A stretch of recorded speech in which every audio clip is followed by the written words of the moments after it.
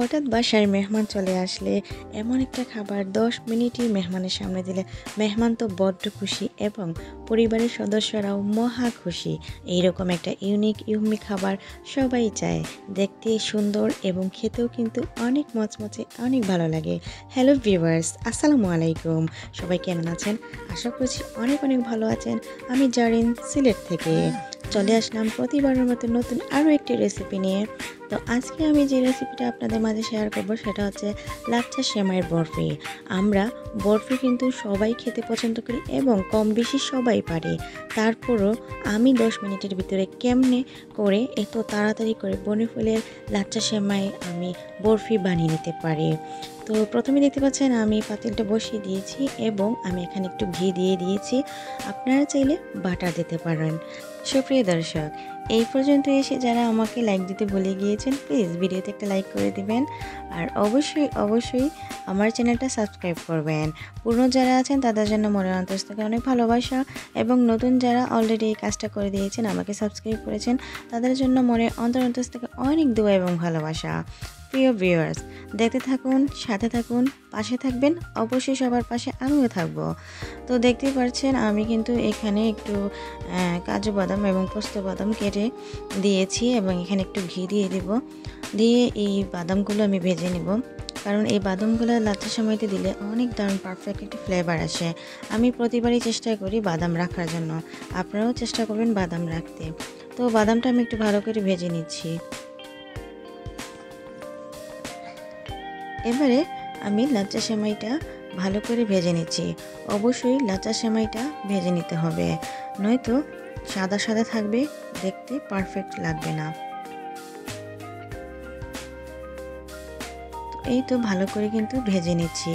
আমার আজকের রেসিপিটা অনেক ইউম্মি এবং মজাদার, এবং এই রেসিপিটা আমি আজকে দিয়েছি আমার ছোটো মায়ের হাতের। আমার ছোটো মা এভাবেই কিন্তু বরফি বানান আর আমি ওনার থেকেই কিন্তু শিখেছিলাম। আর এই নিয়মে, এই স্টেপে কিন্তু আমি আজ পর্যন্ত এভাবেই কিন্তু লাচ্ছির বরফিটা বানাই।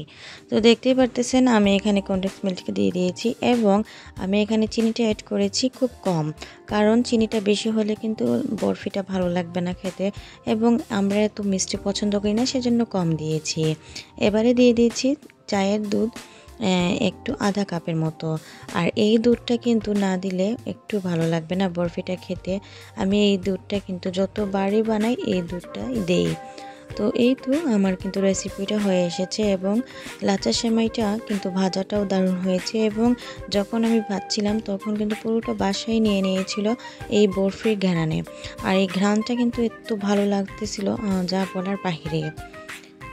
তো এই তো আমি কিন্তু এখন নিয়ে নিব ট্রেতে। আর ট্রেতে অলরেডি আমি কিন্তু ঘিটা পালিশ করেই রাখছি। আর এরপরেই কিন্তু আমি গরম গরম এখানে পরিবেশন করব। তো এই তো আমি কিন্তু স্ট্রেচারের সাহায্যে একটু চেপে দিচ্ছি যাতে এটা ভালো করে সেট হয়ে যায়। আর এই কাজটা ধীরে ধীরে করতে হবে, এবং এটা ডিপ ফ্রিজে না দিলেও কোনো সমস্যা নাই, এটাতে কোনো প্রবলেম হবে না। তো আমি কিন্তু ডিপ ফ্রিজে দিই নাই, এভাবেই খেয়ে নিয়েছি আমরা নর্মাল করে।